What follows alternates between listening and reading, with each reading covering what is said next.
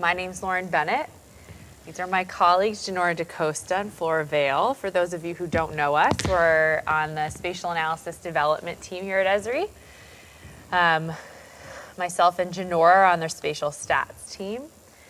Flora is working on putting charts in all of our, across the platform, which we're very excited about, but also will always be part of the Spatial Stats team, whether she likes it or not.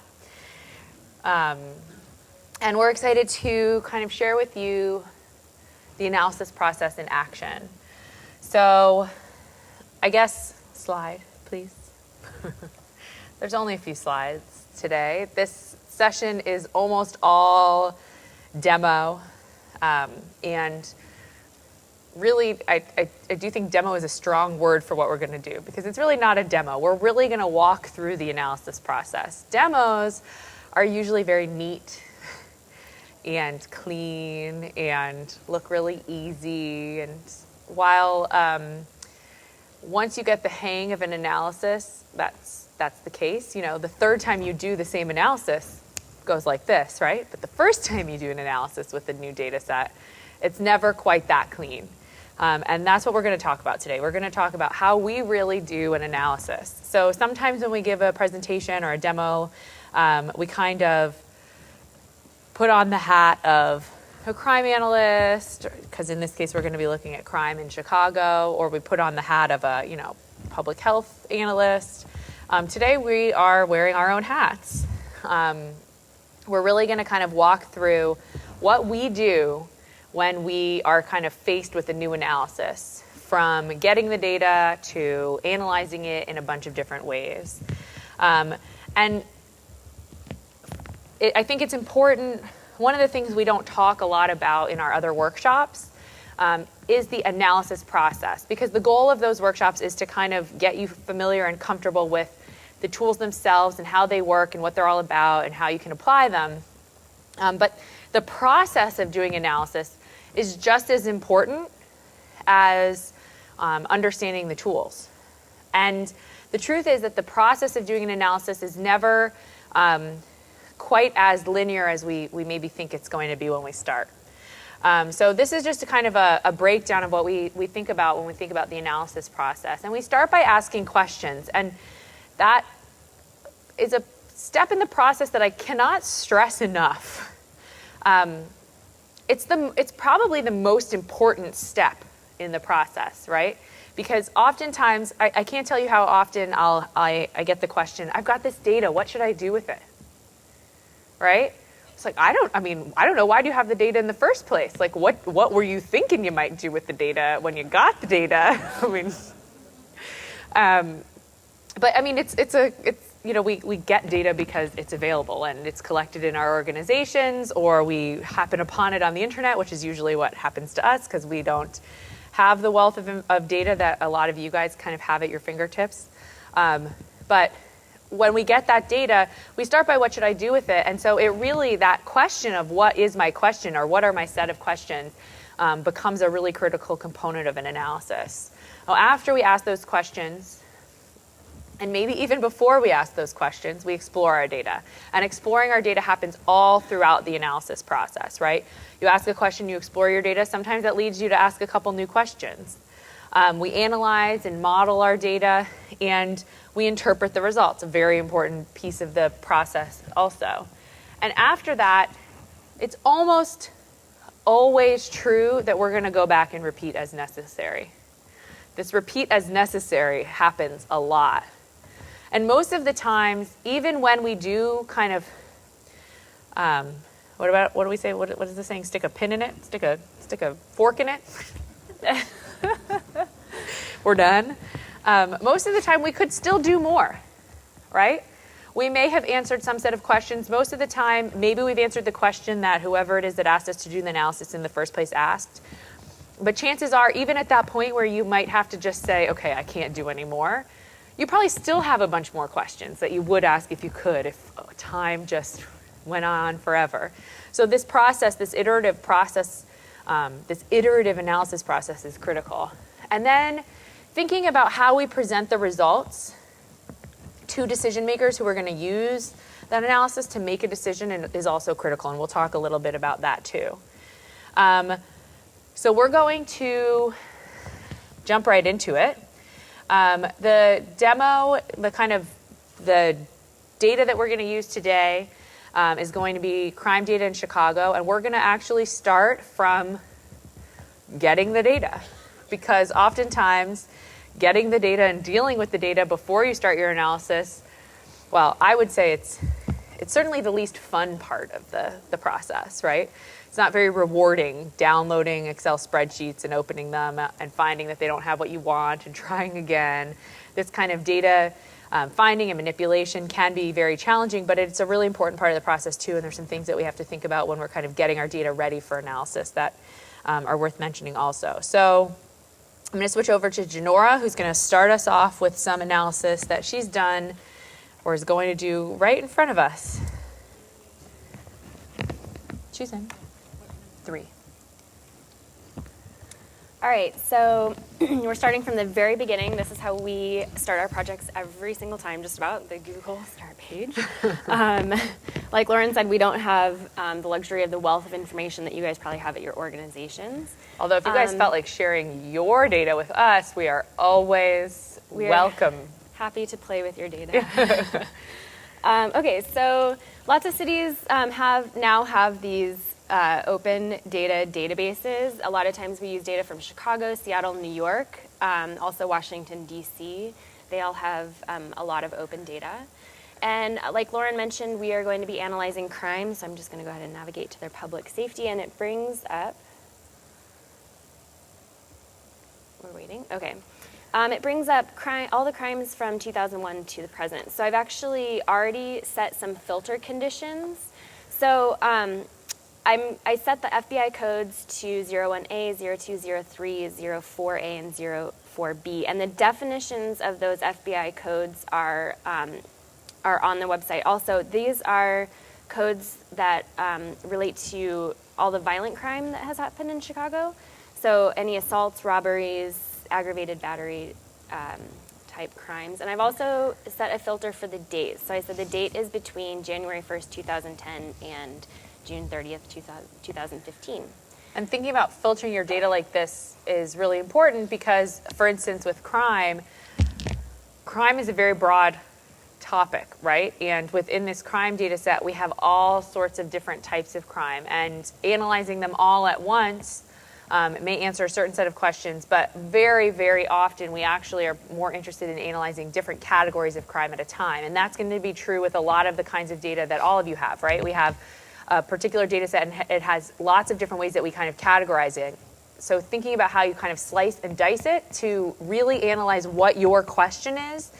In this case, we wanted to look at violent crime, but you can, the first time I looked at the Chicago data, I immediately went to narcotics crime, and I was looking at narcotics data. And one of my colleagues who works at Esri but was one of the GIS analysts for the city of Redlands, he came up to me after he had seen me playing with some narcotics data, and he was like, narcotics data is not the best kind of data to analyze spatially, because usually what we're looking at is just the patterns of where we're making arrests for narcotics crime, and not necessarily patterns of where narcotics crimes are happening.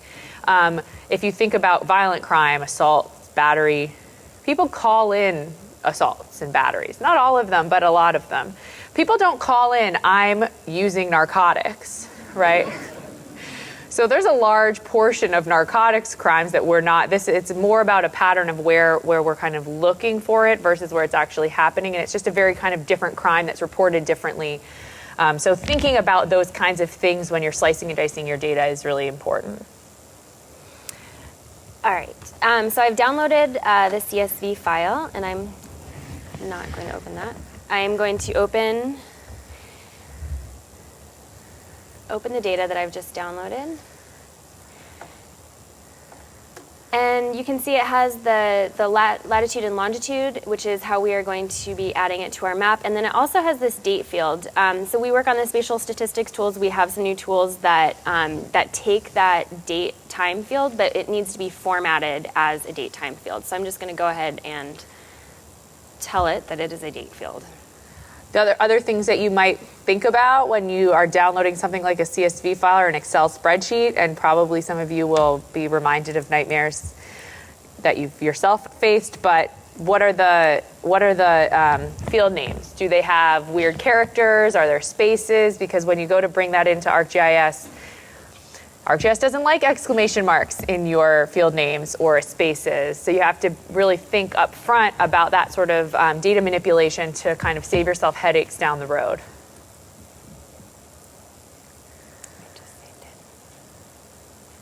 And just, yeah. All right. So now that we've downloaded our data, we are going to add it to the map, and I'm going to do that using XY event data. And I'm going to point to my new CSV file.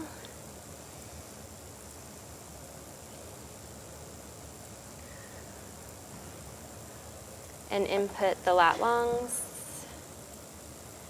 So the output of this make XY event layer is actually temporary. So if I were to close this project, that layer would disappear. So you can export those features after they're added to the map, or our next step is going to be projecting the data, and so that will make a permanent feature class. So we'll just skip to that step. So Janora just said our next step's projecting our data. It's a really, really, really important step. How many people find themselves often looking at data that's in WGS 84? Guess what? We really should not be running spatial statistics on data that's in WGS 84, Web Mercator. I mean, as popular as this is for putting your data in web maps,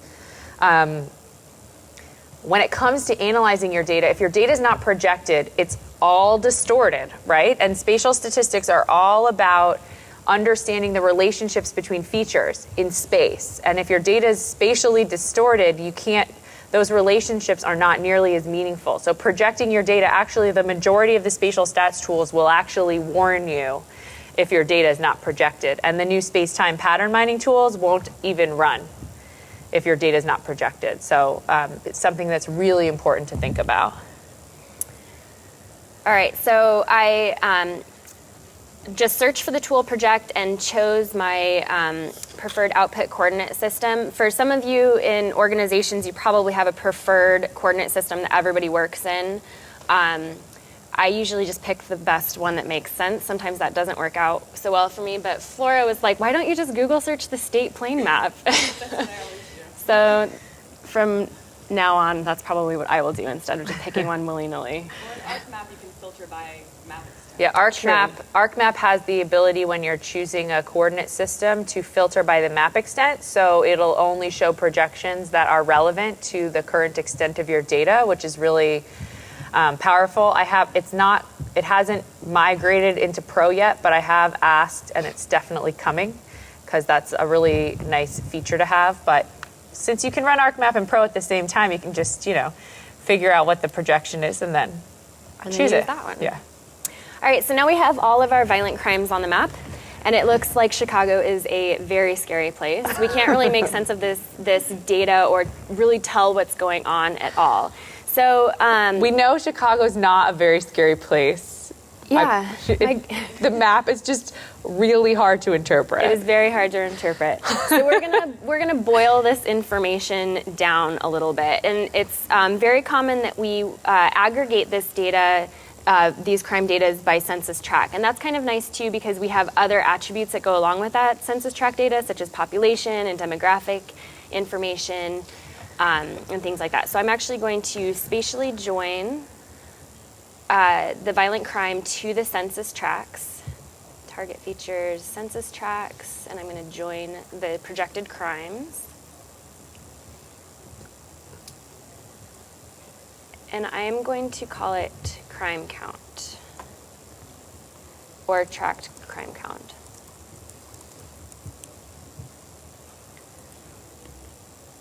And run that.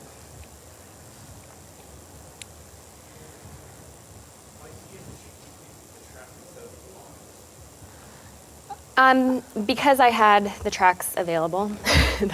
Yeah. Yeah. You could also, the block level is Well, Also. at block level, we won't have nearly as much demographic data because at block level, all we'll have is population, because the census is really, that's the only data that's not personally identifiable at the block level. Block group would be good too. I mean, definitely the smaller the area that you aggregate to, the more kind of fine-grained your analysis will be. So very often, the first thing that we do when we get new data is run optimized hotspot analysis, just to get a sense of the patterns that are happening in our data. So that's what I'm going to do. I'm going to input track crime count endpoint to my new field. I'm going to save it there. Endpoint to my join count field, and run optimized hotspot analysis. So optimized hotspot analysis is making some decisions for me, such as the distance band that's appropriate for, or the proper distance band for the intensity of the clustering of my data. So this is the result of optimized hotspot analysis. And let's go in and just double check and see. You just hover Hover. over the green. Oh, there it is. So because I let the tool make the decisions for me, I'm just going to go in and make sure it made the right decisions, just double check. And it says that it chose a distance band of 4,720 meters, which is about 3 miles, which is probably a little bit large for this urban area. You can imagine like a mile in an urban area, a mile in Chicago, there's a lot of variance over that 1 mile. If we were in a rural area, the suburbans, there wouldn't be as much variance over that mile because things are kind of spread out. But in Chicago, the population is very dense. So I'm going to go ahead and run regular hotspot analysis and just cut that distance band in half. You can also notice the pattern that we're seeing on the map is a little bit coarse. So I will run hotspot analysis.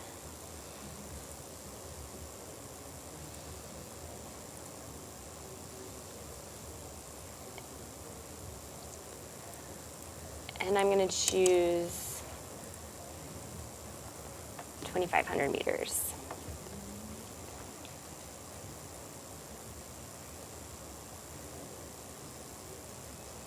All right, and we can see it still has generally the same pattern, but it is a little bit finer grained.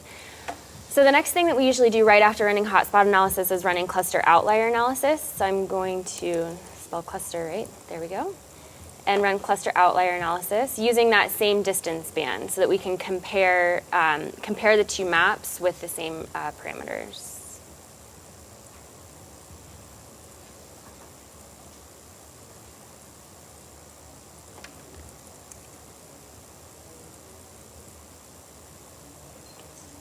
And so the hotspot map is showing us statistically significant clusters of high values and low values, high crime counts and low crime counts. And cluster outlier is showing us those census tracts within the clusters that are different than their neighborhood. So the blue census tracts are low counts in a cluster, in an area, in a neighborhood of where there's high counts of violent crime. And then the red tracts are high areas that are different from their surrounding low count neighborhoods. And so those are places that, from a kind of, when we think about what we would do with a hotspot analysis, we're going to think about allocating resources in those locations. When we think about a cluster and outlier analysis, finding those outliers, now we have kind of these why questions, and we might want to investigate those locations because oftentimes there will be clues. What is it that allows this place to be doing so well despite the fact that the surrounding area has such high crime? So understanding those characteristics and digging deeper into those outliers is often a really good way to find clues about characteristics that you might not think about when you just look at the broad patterns of hot and cold. Yes. So the next thing that I'm going to do is, it's reasonable to assume that we might just have more violent crime in areas where there's more people. Like, you're more likely to have violent crime where there's more people. So what I've actually done is, I'm going to use, it's all the same data, but what I've done is I've added a field, and I figured out the crime per capita. So all I did was divide that crime count by the number of people who are living in those census tracts. And so I'm going to run hotspot analysis with that same distance band just one more time, just to see if the pattern changes or if I learn anything new. One of the things that you really have to think about when you're doing this kind of rate calculation, you're calculating the number of crimes per capita, and especially when you're doing that division, because you're dividing by the population, you have to think about things like, do I have areas where there's zero population? And I know Flora's going to talk a little bit more about that, but just because it's fun, there's a awesome thing lately when we were just talking about this, getting ready for the workshop, we're like, we should definitely mention the whole divide by zero thing, because if you think about the impact that dividing by zero will have, you'll have places with no people, then you cannot calculate a per capita, right? Because there are no people, you cannot divide by zero. And I don't know if anyone else has done this, but before you play that, so then also, or you can, it is funny, but the other reason that I used this layer is because when I first ran it, there's one person apparently that lives in the census tract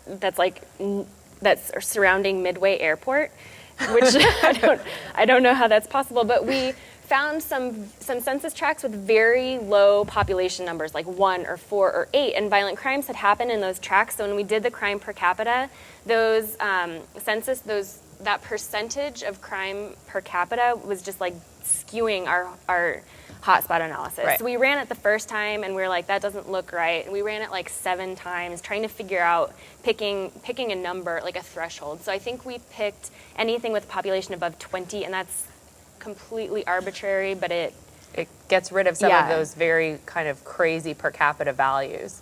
And I mean, right, so it's a good point. It's not just about zeros. Yeah, it's not just about zeros. But if it is about zeros. So if I ask Siri, what happens when I divide 0 by 0? Let me check on that. Okay, check it out. No, you're supposed to say what is What zero happens? divided by zero. Or what happens when I divide by 0? Damn. If it changed, I'm going to be so upset. What's 0 divided by 0? Imagine that you have 0 cookies and you split them evenly among 0 friends. How many cookies does each person get? See, it doesn't make sense. And Cookie Monster is sad that there are no cookies. And you are sad. Wait, you missed it. Wait. You have to be quiet. Be quiet till the very end. Wait, I'm going to ask her again. What's 0 divided by 0? Imagine that you have 0 cookies and you split them evenly among 0 friends. How many cookies does each person get? See, it doesn't make sense. And Cookie Monster is sad that there are no cookies. And you are sad that you have no friends.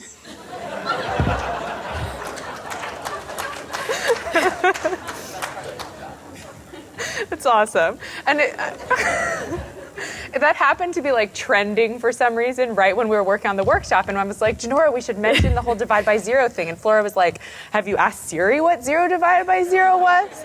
And we're like in the conference room hysterically laughing about Cookie Monster. So I thought everyone would appreciate that. It was fun and timely. All right, so meanwhile, I ran hotspot analysis on my on my normalized data, just to make that check to see what the distribution of population is actually doing to crime count. And I can swipe between those maps, and you can see it is similar in some areas and not so similar in others. So I have explored where we have these statistically significant higher violent crimes, and I'm going to pass it to Flora, and she's going to explore maybe why. And it's very interesting that this pattern stays so similar. It's very common when you go from looking at counts to looking at rates that the pattern will change pretty dramatically. And I do want to point out, we get the question a lot, is it appropriate to do a hotspot analysis on counts? It's totally appropriate to analyze counts. It asks a different question. If you're a police department, you do care where there's more crime. It doesn't matter that it happens to be that there's more crime there because there's more people. you still need to know where the most crime is happening, because that's part of how you think about allocating resources. And the same goes for pretty much any phenomenon that we're looking at.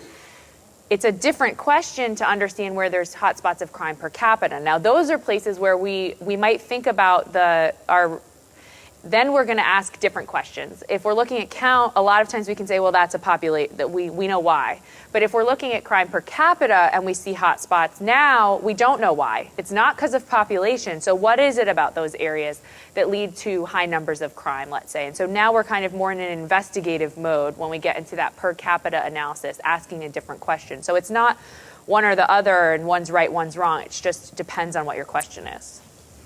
Right. So when we decided to do this workshop, this analysis process, the first thing that we did was figure out what data set. And then we sat in a conference room for many hours just trying different things and playing around with some analysis, which we think is a lot of fun. But when we came across that normalization issue, that kind of bothered me a little bit, because we, first, when we ran it without taking out the really small numbers, we had a couple of hotspots that were really just because of one census tract had a tiny denominator, so the rate was just skewing the whole analysis. So I tried it a couple different ways. I took out all the tracts with just one person, and then like under 5, and then we ended up taking out under 20. And it was only 7 tracts, but it was still bothering me that we just picked 20 so arbitrarily. So I did a little bit of research, and I talked to my colleague Lauren Scott, who is a great person to ask these sorts of questions to, and she had a couple of suggestions. So I normalized in a couple different ways. One way that I normalized was in this kind of supply and demand scenario, and it's kind of funny to talk about crime with supply and demand, because nobody really is demanding to be, The victim of a violent to crime. be a victim, exactly. But if you think about it, I'm looking at if everyone is being equally exposed to crime. So what I did was for each tract, I divided the number of violent crimes in that tract by the total number of violent crimes in all of the tracts. And I subtracted from that all of the people in that tract divided by the total population. And so what you get is you're either going to have a positive or negative number. If you have a 0, that means that everyone is being equally exposed to crime. If you have a negative number, that means that the people in that tract are being less exposed to crime proportionally. And with a positive number, those people are disproportionately being victims. So I ran a hotspot analysis with those results, and it looks like this. So still a very similar pattern, which is, again, unusual when you normalize data to see the same pattern, but it's a good thing that we can be confident that these are really the problem areas. But something else was bothering me. I thought about normalization nonstop for about a week. Flora is a bit of a perfectionist. She just can't. I get obsessed. It's one of my favorite things about her, but yes. So something was still bothering me, because when you look at population data, those numbers, that's really counting how many people sleep there. It's not really how many people are there, especially in an urban area like Chicago. People go to work downtown. Tourists are walking around everywhere. So the population count is not really giving me an accurate view of how many people were in that place, or how many people could have been victims of a crime. So I talked to another colleague of mine who's a crime analyst, and he suggested that I look at data about how many people are in that area during the day and how many are at night, and do some normalization that way. Unfortunately, I don't have access to that kind of data for Chicago. But one other thing that I could do that wasn't looking at population at all was to see what proportion of all crimes violent crime is in that area. So since we took out just the violent crimes, there were many other crimes that happened. So I did a ratio. I divided violent crime by all crime, and the hotspot analysis looks like this. So again, pretty similar. These areas, there is more violent crime as a total portion of all crime. So we can put the normalization issue to rest for now. If anyone has any other interesting, of course, for now, interesting ideas about normalizing data, I would love to hear it. So we explored where crimes are happening, but the next question is usually why? Why are people in these areas being disproportionately exposed to crime? And there are some different ways that we can do that.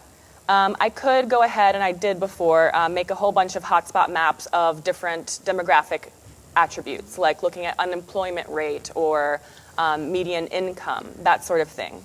And then you can compare several maps to each other and try to do a visual analysis of those maps. But we have this great tool called grouping analysis that helps us do multivariate analysis. So I'm going to run a grouping analysis on this data to see what kind of groups we find as related to some of the variables that I think are related to crime. So I'm not a crime analyst, but just with a little bit of, kind of common sense, I decided to look at demographic variables that look at poverty, that look at education, unemployment, those sorts of things. So the grouping analysis that I landed on, I'll point to my data, give it a unique ID, bit of name. All right, I'm going to split this into 3 groups, and we're going to look at, let's see, so the total amount of crime that happened in that area. Now we're just going back to looking at crime counts. I'm going to look at the high school dropout rate as a measure of education, median household income, and unemployment rate. And for spatial constraints, I have chosen k-nearest neighbors. I decided to spatially constrain this grouping analysis because usually when you address something like the issue of crime, you're not sending, police like, okay, we'll go to that one tract up there, and then that one tract in the south, and then one over there. Usually you have zones or areas. So I chose to keep the groups contiguous so that we could address them. And I chose k-nearest neighbors because it allows the groups to be a little bit looser. They don't actually have to, the features don't actually have to be touching, they just have to be within 8 features away. So I'll save the report file here.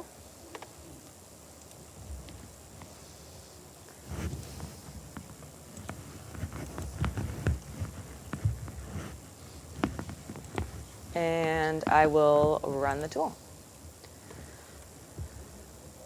So what the tool is doing, if you weren't in our other workshops, grouping analysis is looking at every feature and those 4 variables that I chose and splitting them into groups so that within groups the features are as similar as possible, and between groups they are as different as possible. And here we have the results of that grouping analysis, but it really doesn't mean anything if you just look at this without the report. So I am going to move this over here, go into my results window, and take a look at the PDF. So we get lots of great information in this report about how each variable, how good of a job each variable did in splitting the groups, and then information about each group and about each variable. But I think the most interesting part is when you compare all of the groups and all of the variables at the same time using these box plots. So if we take a look here, the blue group has the highest crime count. And they have the highest unemployment rate also, highest high school dropout rate, and the lowest median household income. So the blue group is in bad shape. And then we see that the red group has a little bit more crime than the green group, but not by that much. And they have more average high school dropout rate, median income, and unemployment rates. So I might address crime differently in these different areas based on this knowledge. But I know that these are not the only factors related to crime. So what I'm going to do is actually use exploratory regression to find some other correlations. If you were in our last workshop about regression analysis, you know that correlations can be dangerous, and we really can't infer anything based on just a correlation alone. But it's still sometimes useful to casually explore correlations to get some ideas about what might be related without actually inferring anything. And I want to address these 3 different groups individually. So I'm actually going to use Model Builder to iterate and run exploratory regression 3 different times to find the variables that are most related in each area. So how many of you guys have ever used an iterator? How many people have wanted to use an iterator but were kind of scared of them? I don't know why I have the same feeling when I first heard about an iterator, and I was like, this sounds so useful, but I don't know how to do it. They're actually super simple and really valuable. Once you kind of, once you just get over that first hurdle of doing it the first time, they're really easy and you'll find yourself using them all the time. Yes. So I'm just going to insert iterators, and I chose feature selection. So the reason I chose feature selection is because I'm going to tell it, select all the features in group 1 and run exploratory regression, then 2, and then 3. So I'm going to iterate through those. Actually, first I have to join the results of this grouping analysis back to my original data set because I've lost all of those variables. Right now, I just have information about which group each feature is in. So I will join these crime counts back to my original data set. Actually, this one.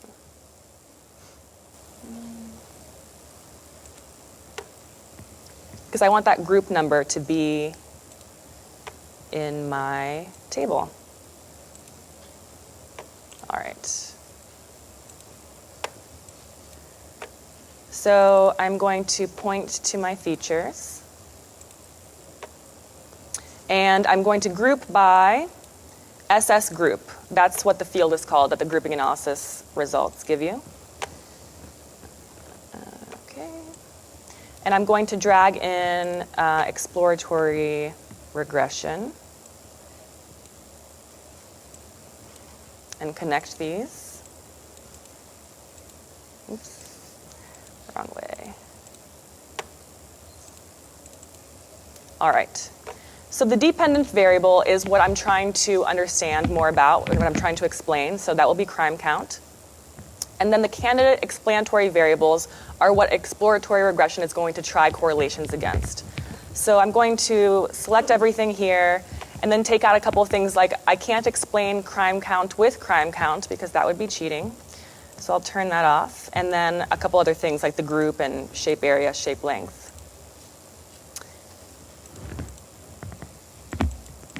All right. And I'm going to save the output report files so that we can look at them. And I will call them UC report underscore. So now I'm using inline substitution to name these reports. So value is that group attribute. So I'm telling it to go through and group on each of those values and give that value as part of the report name. So .txt. So when Flora closes this, Hold on, let me you're going actually to put it in a folder? put it in a better place since I can't get it from the results window. Oh, I'm going to adjust the search criteria also because the default is for exploratory regression to try every combination of variables for up to 5, but that can take a while and I'm not actually trying to find a properly specified model, so I'm going to change that to 3. And click OK. So when Flora created that UC report underscore value, which we can see in one of those green bubbles, it's based, that value, percent value is based on that iterate feature has this variable coming out of it, which is called value. And essentially what the iterator is going to do is it's going to go through, and because it's a select feature, it's a iterate through features iterator, it's going to go through, find all the unique values in SS group. It's going to first find 1. And while it's going through and running the model for 1, that value will be 1. When it's done, it goes back and gets to the next unique value in that field. Then it's 2. So all of a sudden, that value variable becomes 2. And so the report it creates then will be called report 2. And then again, it will be 3, and it'll get called 3. So that variable there called value is what we're using to name the report, because then you can actually create 3 unique reports, which is awesome. If we were doing... There's other iterators that, for instance, will go through a folder of shapefiles. And if it's going to iterate through a folder of shapefiles, then that the variable would actually have the shapefile name. So you could name something based on that shapefile name. The output could be based on that shapefile name. So you're not overriding the same output over and over again, which would be a terrible waste of an iterator. You're naming the outputs differently based on each iteration. I'm all set to go now, so I'm going to hit run. And you can actually watch it go through once, finish, start again. Just kind of exciting. So what are we on? 3? I think it's on iterator 2. So it's actually trying like tens of thousands of combinations of variables right now, which is pretty awesome. If you like that sort of thing. Which hopefully you do if you're in this workshop. It's been a great conference. You guys are all awesome. This is the last workshop, and it's always so much fun to be with fellow nerds. Okay. So now I'm going to navigate to that folder.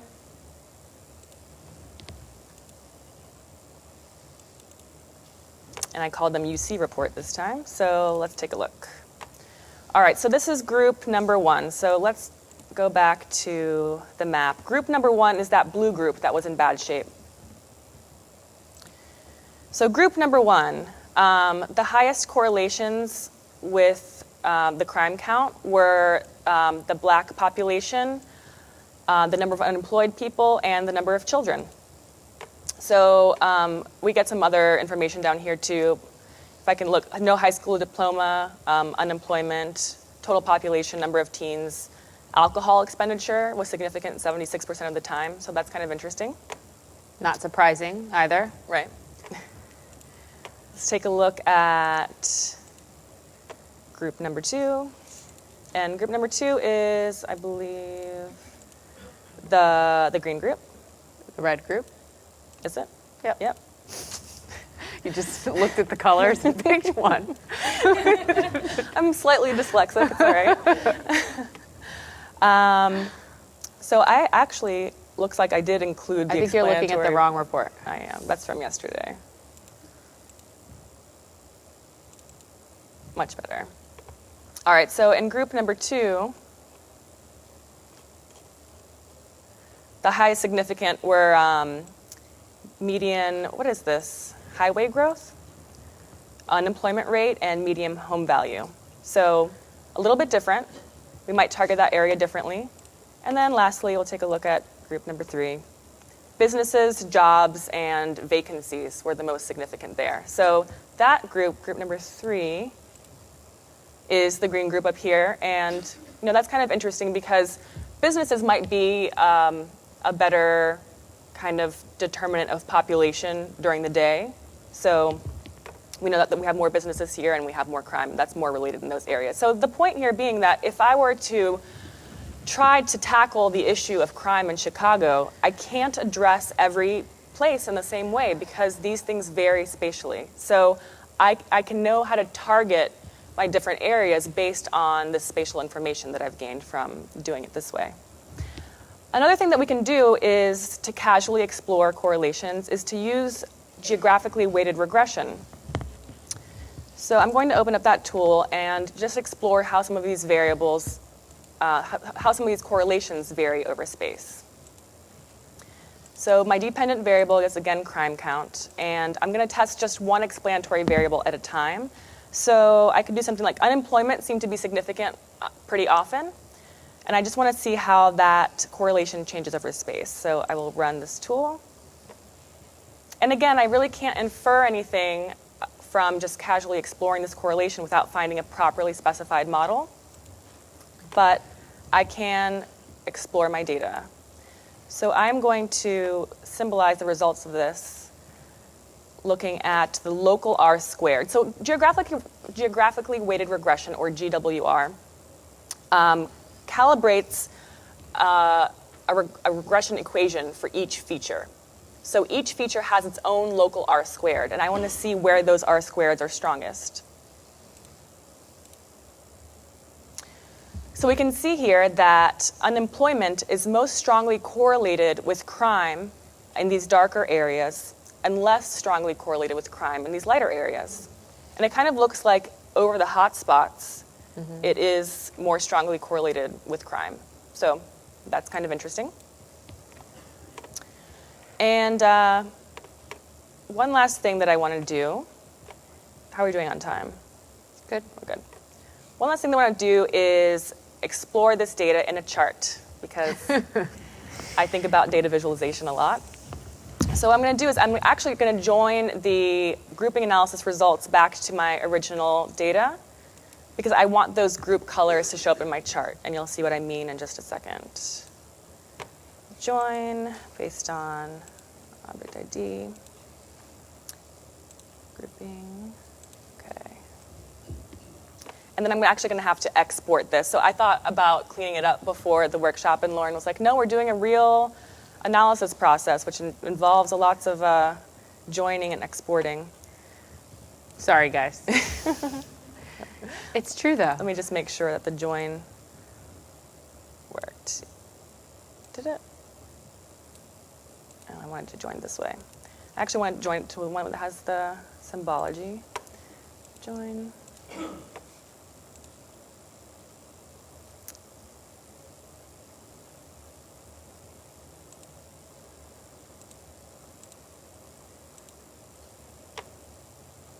All right.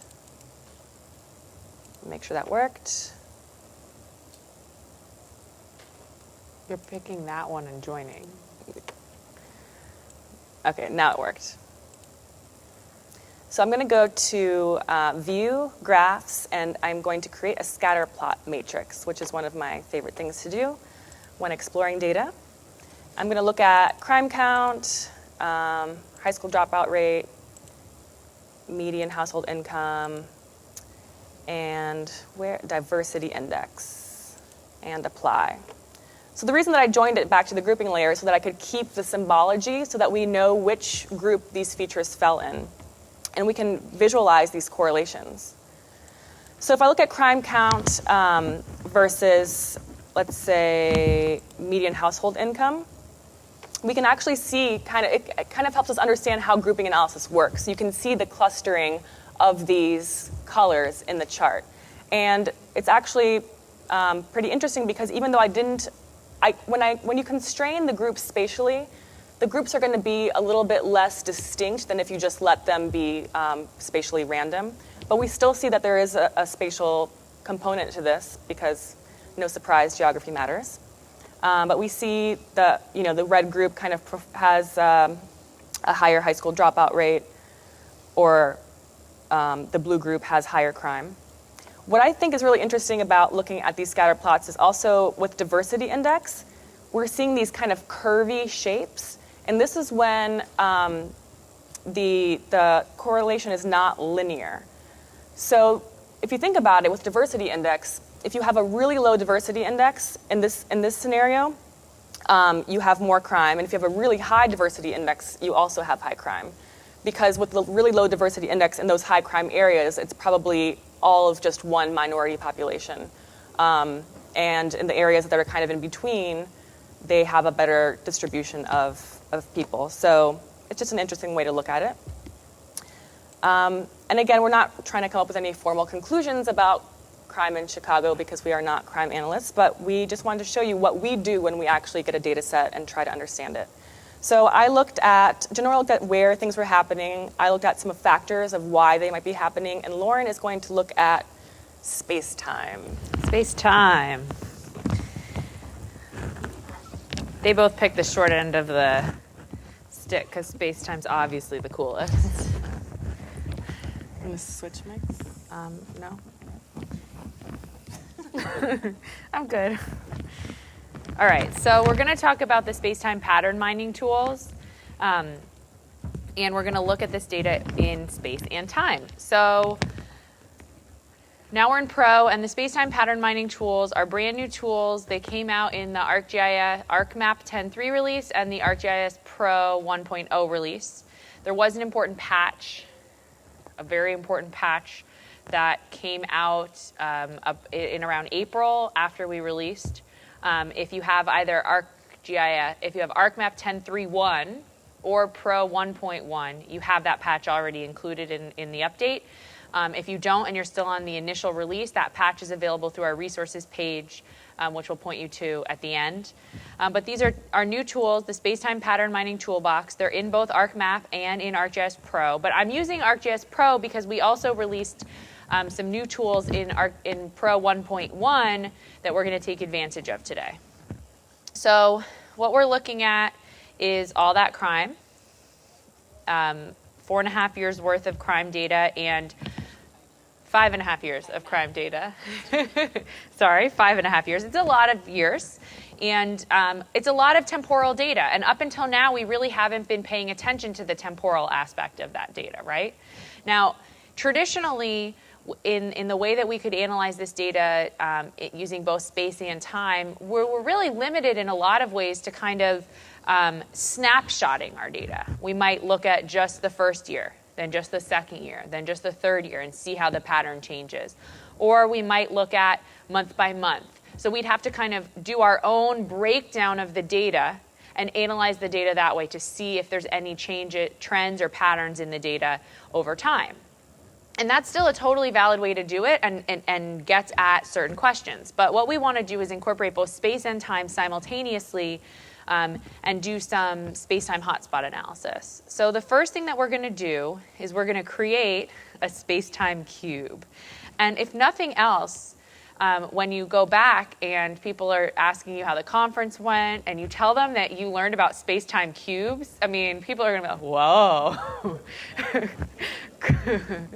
Sounds very, very important. So there's that. And if you were also in some of our other workshops, you can tell them you learned about spatial weights matrix and a space-time cube and impress everybody. So the first thing that we're going to do is create this space-time cube.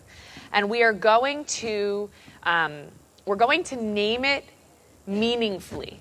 And if you walk away with nothing other than the cool tools that you learned how to use, and this tip, I think it's worth it. Because when you do this kind of analysis, a lot of the spatial stats tools require you to think about some parameters, right? Like, how are we going to aggregate the data? And if you're not thinking about that when you name the output, you'll get back to that output and say, how did I aggregate my data?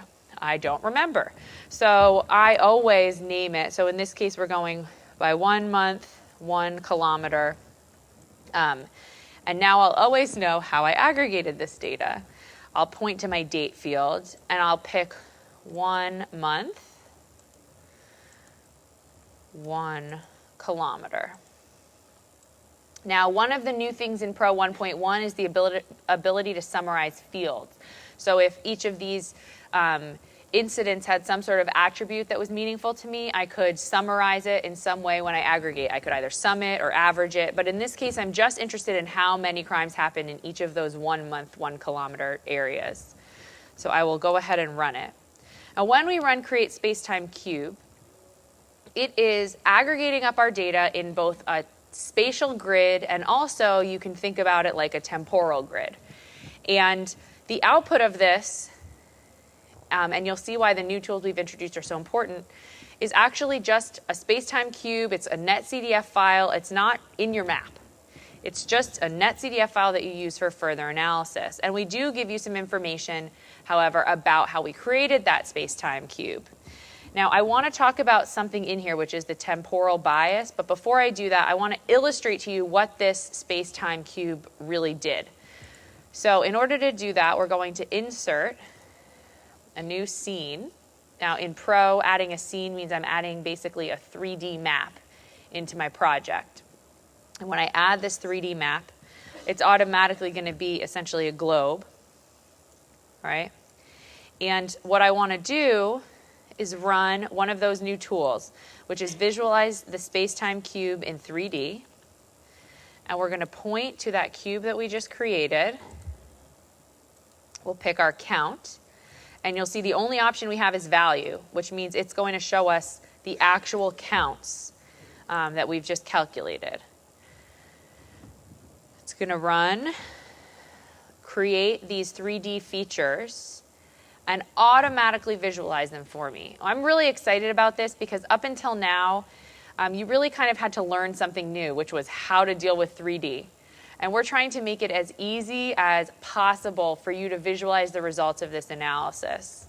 Now, one of the things that happens by default when you create the cube is it has a default visibility range set, and if you go into Appearance and clear the limits, it'll automatically start to draw here. And so what we've done is we've just created this 3D. We created the cube when we ran Create Spacetime Cube, but we're able to visualize it by running that Visualize tool. And so you start to get a picture of what this tool has done. Each one of these little bins here represents a 1 kilometer by 1 kilometer grid that's essentially 1 month high. So in each one of these bins, we have 1 month worth of data over a 1 kilometer grid. And we know exactly how many crimes happened between May and June of 2015, the end of May, basically in June. In 2015, and there were 3 crimes at that location, right? So in that 1 kilometer grid in that month, we had 3 crimes. And we know that for every month over that whole entire study area. Now, when we do this aggregation, this is really important to think about. We have to start somewhere.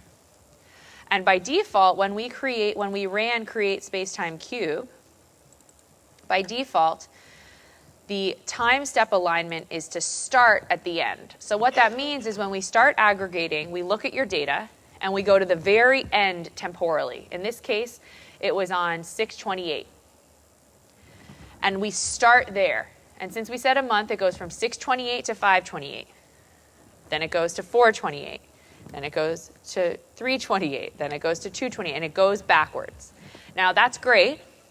And the reason we did that is because the last month, which is in a lot of circumstances the month you care, the last time period is oftentimes what you care about the most. What's going on now, right? So we wanted to make sure that one was always full, meaning we started at the end of your data and filled up backwards. Now, what happens if your data goes from it ends on the 28th, but actually the first date of data was on the 15th? Well, what's going to happen is we're going to go backwards by 28 to the 28 to the 28, and when we get to the end, your data ends on the 15th, but the last time period will go from, let's say, 1/28 to 12/28, but your data ended on the 15th. So you now have a half-empty bin, right? If you're binning this data in time, you want your data to go from a meaningful time period to a meaningful time period so that you don't end up with these half-empty bins. And so what we've done is we've added in the output, if we go to our project and our geoprocessing history, we have this information about what we call temporal bias. So what this is telling us is that our first time step has a little bit of temporal bias. And I happen to know that our data, we saw Genora download it, right? It started not on 12/28/2009, but on 1/1/2010. So we have basically a 2-day temporal bias because it went backwards to the 28th, and we didn't have data all the way till the 28th. It only went to the 1st. So it's just something to think about. In this case, it's not much of a bias, and we have a lot of data, so it's okay. But you do want to think about this, and if I were to want to deal with this, what I would do is I'd go in here, and I would do a select by attributes, and I would say, I want to pick, no, I'm in 3D. I would say, I want to pick just the crimes where the date is after, and I'd basically pick the date that is after that last time, the first time period in our data set was from 12/28 to 1/28. So I want to pick all the data after 1/28 because I know if I pick after 1/28, now every bin's going to be full. So I would just say is after, and then I would pick 1/28 and it would make that selection. And if you have a selection set and you create a space-time cube, we'll honor that selection set. So something really important to think about when you're thinking about aggregating your data is how that kind of bias will impact your analysis. Especially like, let's say if you say you're doing yearly analysis and actually your data only goes till June, then the whole first bin is going to be it's going to be 6 months of empty data. And what you'll find is it'll totally throw off your analysis. So after we've created the space-time cube, the next thing that we want to do is run an emerging hotspot analysis. And so this is going to run a similar analysis to what Janora showed us, except instead of just analyzing the data in space, it also takes time into consideration. So hotspot analysis is all about looking at the neighborhood around a feature and comparing it to your study area. And it says, is our neighborhood different enough from the study area to be statistically significant hotspot or cold spot? Now with emerging hotspot analysis, what we do is we look not just at your spatial neighbors, but also at your temporal neighbors. So we go backwards in time and say, I have neighbors in both space and time. And after we do that, we categorize each location based on the trends over time. So what this map is showing us actually is really promising. And actually, I did this analysis. I've done some analysis with the Chicago data before, about a year ago. And I have a whole nother year's worth of data.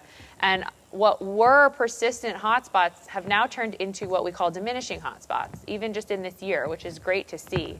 And the diminishing hotspot are these areas in the lighter pink. And that means that it's been statistically significant 90% of the time. So it's a hotspot still, don't get me wrong.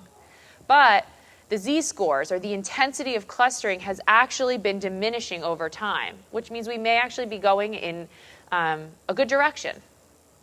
And we also have, we can see along the sides here what we call sporadic hotspots. Those are places that are hot, and then they're not, and then they're hot, and then they're not.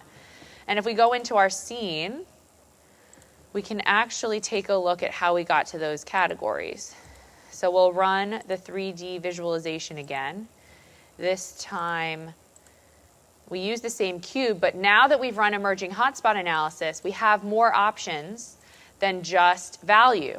Now we also have our hot and cold spot results. As soon as we ran that space-time hotspot analysis, that cube now holds the results of that hotspot analysis. So we'll point to that, run it. And this is the result of that space-time hotspot analysis. This is what we use to categorize each of those locations. So we can see, and this is drawing quite a bit of data, we can see essentially what it means, let's say, to be a sporadic hotspot. So if we zoom in here and we look at, let's say, this one. If we look at this one right in the middle here, we have, at the top here, it's hot. But as we follow that line down, it goes to not statistically significant, and then it's hot again. And then it's not statistically significant, and then it's hot again. And one of the things we might be able to see in data like this is maybe some seasonal patterns. We might see that it's hot, and then it's not, and then it's hot, and that would have some sort of seasonality to it or cycle to it. But we use this data to create this map of categories. And the reason that we did that is because we knew, well, I knew just the first time I looked at this, that this was not going to be enough for you guys as analysts, right? This is a lot of data to make sense of.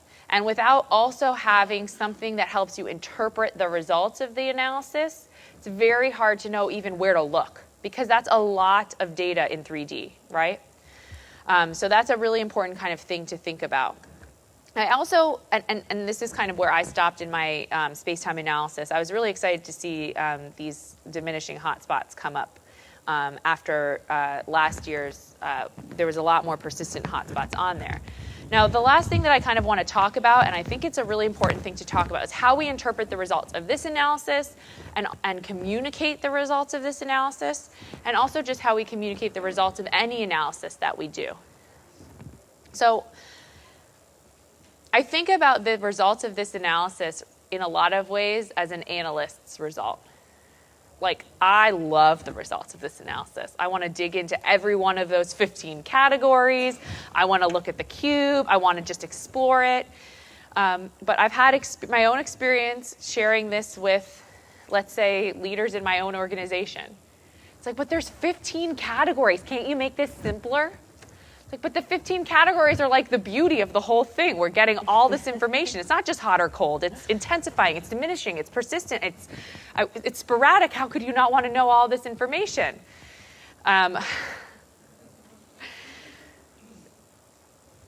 So it's a balancing act, right? Now, this is very valuable, but what we have to be able to do is turn this into something that is meaningful to our decision makers. So if you didn't get a chance to see the plenary on Monday, I highly recommend checking out the videos. They're already online, but Beck's Hybrids, it's a seed company, gave an awesome presentation. And one of the things that they showed was a space-time hotspot analysis that they had done on their sales data. And I was involved in that process of getting them ready for the plenary and some of the analysis. And one of the things that kind of came up and that I learned a lot about in this process was how we were going to communicate the results of this analysis to their leadership. Because we were facing the same challenge. They don't want to know about sporadic and persistent and intensifying. They want to know, how are we doing? Right? That's all they don't care about the science and the statistics. They just want to know, how are we doing? Where are we doing well? Where aren't we doing well? And what are we going to do about it? And so one of the things that we went through was, how do we simplify this into a story that we can tell your leadership? And so, for instance, they had an area in the center of their sales territory where they had persistent and intensifying hotspots, and maybe even a couple of diminishing. Now, all three of those categories share in common that they have been significant 90% of the time. So to the Beck's leadership, all they care about is those are places that have been hot from the beginning. And so you know what we did? We just smashed all the colors together, grouped them up, and said, hot from the beginning. And that's what they needed to know. It didn't matter. So I had to learn a very valuable lesson, which was, this is important to me, but it's not important to everybody, and I'm going to tell this story so that they do something with this. Otherwise, I'm telling them all of the intricacies of my analysis, and then they don't care. So who wins then? I got to tell someone about the intricacies of my analysis, but they're not going to do anything with it. So I only win if I'm able to convince them that it's meaningful. So we did hot from the beginning, then there were sporadic and a couple of other categories kind of on the outskirts. We just called that growing hot areas. Then the new hotspots stayed. New hotspots meant something to everybody. Then we had some cold areas that were becoming less and less cold. We called those areas of progress. And then we had persistent cold spots, which we called persistent cold spots. We're not making progress here. So we simplified all of these categories into, to them, what became 5 categories. And I think it's a really important lesson that I think we all kind of, as analysts and people who get excited about spatial analysis, can learn something from, right? It's really important that we have confidence in the analysis that we're doing, and we're using the methods that are going to do the best job possible. But we also have to be able to simplify and communicate the results of that analysis to the people in our organization that matter, so that they will be used by those people to make the decisions that we know they would benefit from. So being able to tell those stories is really important. Now, after we did that kind of simplification, they also created a story map. Is the story map open? I think so. I hope so. No, it should say Flora's awesome. Flora's awesome Chicago analysis, yes. So after we did that, we created some story maps. And in this case, the Beck's ones is really beautiful. Now, Flora's awesome Chicago crime analysis, it's all right. I know. But I think being able to create something like a story map with a couple clicks, which is just awesome. I think I love spatial analysis, but I think story maps are kind of the coolest other thing happening right now, is being able to communicate the results of analysis this way. And being able to give someone the ability to dig in, click on these locations, learn more about these locations, explore the results of your analysis without ever having to touch GIS is really powerful. And we'll get it's not just about doing great analysis, because you can do the best analysis that has literally ever been done in the history of analysis. And it doesn't matter if nobody uses it. So being able to communicate this way, we have to embrace the importance of this, and really start to get creative about how we tell our stories of analysis. So with that, we definitely have time some time for questions, and I do want to point you to our resources page, esriurl.com/spatialstats. We've got hour-long workshops that you can watch. Right now, they're the workshops that we did last year. As soon as these are available, we'll try to put them up. There's step-by-step tutorials with data and that will really let you get your hands dirty on a lot of these tools. And we do really appreciate your feedback. One of our favorite things to do after we work really, really hard getting ready for this conference. And one of our favorite things to do when we are back and decompressed is hear from you and hear what you think and get your feedback. So please, if you have time, fill out a course survey. This offering ID is 1491. We really do appreciate that feedback.